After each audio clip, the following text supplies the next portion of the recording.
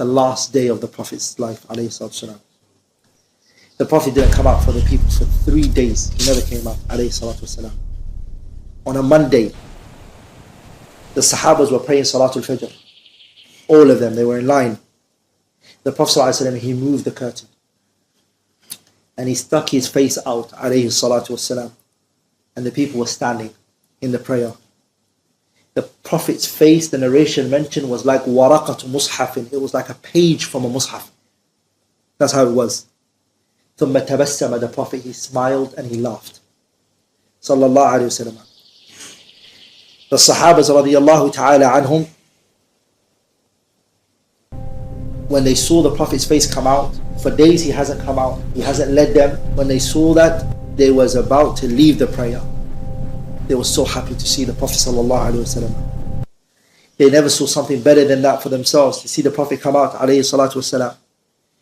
Abu Bakr went backwards slightly, but the Prophet, he told him, go forward, Abu Bakr, carry on leading the people. Now Abu Bakr finished off the leading of the people of the prayer, and the Prophet, he put the curtain back down, sallallahu alayhi wasallam. Then the Prophet went back, and he never came out of his room ever since that day. The Prophet sallallahu alayhi wasallam, his advice was as-salah, as-salah, wa ma malakat aymanukum. The prayer, and that which your right hand possesses. He also kept saying a lot while he was on Aisha's chest, Allahumma ghfirli, oh Allah forgive me, warhamni, have mercy on me, wa alhiqni bil rafiq al-a'la, and allow me to reach the high level. As he kept repeating that, and he kept saying that, Abdul Rahman ibn Abi Bakr, Aisha's brother, he came into the house. When he came in, the Prophet looked, because he had in his hand a siwak.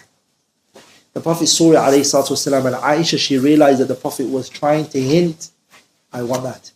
So she said to him, did you want it? He nodded his head.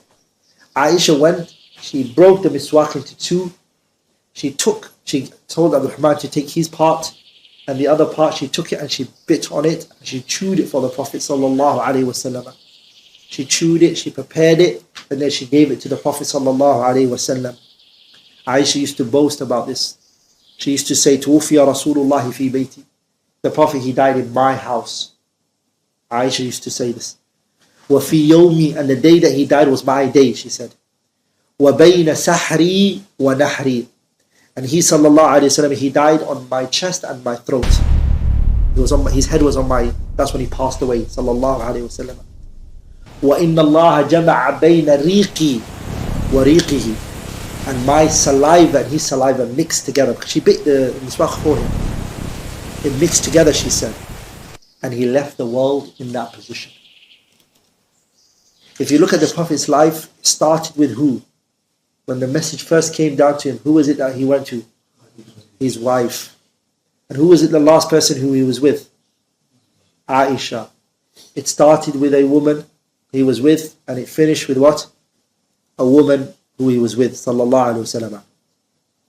The Prophet, he passed away on that Monday, and he was 63 years of age, sallallahu alayhi wa sallam.